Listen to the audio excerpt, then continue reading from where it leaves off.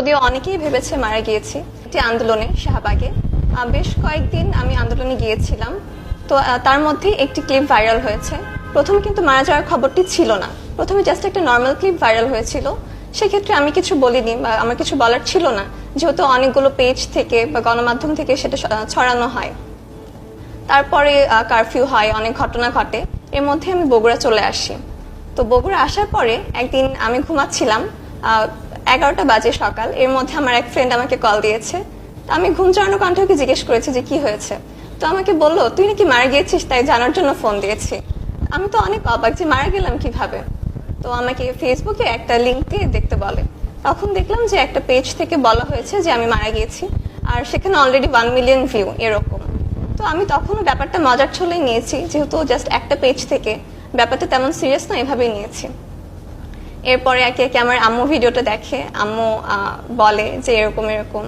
তখনও খুব একটা সিরিয়াস ছিল না বিষয়টা, কিন্তু যত দিন যায় বা যত সময় যায়, 2-1 দিনের মধ্যে ব্যাপারটা অনেক সিরিয়াস হয়ে যায়। আমার মনে হয় অনেকগুলো পেজ বা ভিডিওটা আপলোড করে, আর সবাই তো জানতো না যে আসলে যে আমি বেঁচে আছি নাকি মরে গেছি। অনেকেই আমার জন্য জান্নাত চাই, জান্নাত কামনা করে, সেখানে আমিন বলে।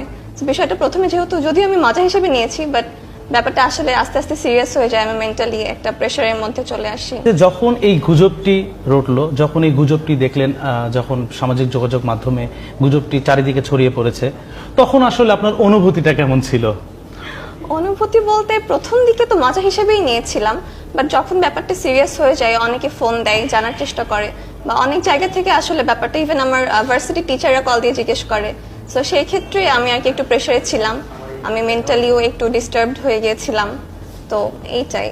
এই গুজবটি রটার পর পরিবারের কাছে অনেকেই ফোন দিয়েছে, পরিবার আসলে বিষয়টাকে কিভাবে হ্যান্ডেল করেছে? আপনি তখন বিষয়টাকে কিভাবে হ্যান্ডেল করেছেন? আমার ফ্যামিলি শুরু থেকে বেশ সাপোর্টিভ ছিল আন্দোলনে যাওয়া নিয়ে বা সবকিছু নিয়ে। সো আমি ফ্যামিলি থেকে ফুল সাপোর্ট পেয়েছি। তারা সাপোর্ট করেছিল জন্যই বিষয়টা আমার জন্য হয়তো ওভারকাম করা ইজি ছিল। কিন্তু আত্মীয় স্বজন বা পাড়া প্রতিবেশী যদি বলি, ইভেন যাদের সঙ্গে আমার 2-4 বছরও কখনো যোগাযোগ হয়নি, তারাও ফোন দিয়ে জিজ্ঞেস করছিল। তো বিষয়টা এটা একটু ঝামেলা করছিল আমার জন্য। এই যে পরিস্থিতি, যেটা আপনার যে পরিস্থিতিতে আপনি পড়েছিলেন, আসলে এই পরিস্থিতির সামালটা দিলেন আপনি কিভাবে? পরিস্থিতি সামাল দেওয়ার আসলে খুব একটা উপায় ছিল না, যেহেতু তখন দেশে অনেক আতঙ্কের অবস্থা। আমার ফ্যামিলি সাপোর্টিভ ছিল জন্যই হয়তো পসিবল হয়েছে, স্পেশালি আমার ফ্রেন্ডরা অনেক সাপোর্ট করেছে এভাবেই। আর যেহেতু বিষয়টা পজিটিভ ছিল, অনেকেই পজিটিভ কমেন্ট করেছে, সেজন্য আমার জন্য ইজি হয়েছে। আমরা জানি যে আপনি ঢাকা ইউনিভার্সিটির স্টুডেন্ট। তো ঢাকা ইউনিভার্সিটির স্টুডেন্টদের আসলে প্রতিটি আন্দোলনে বা প্রতিটি কাজেই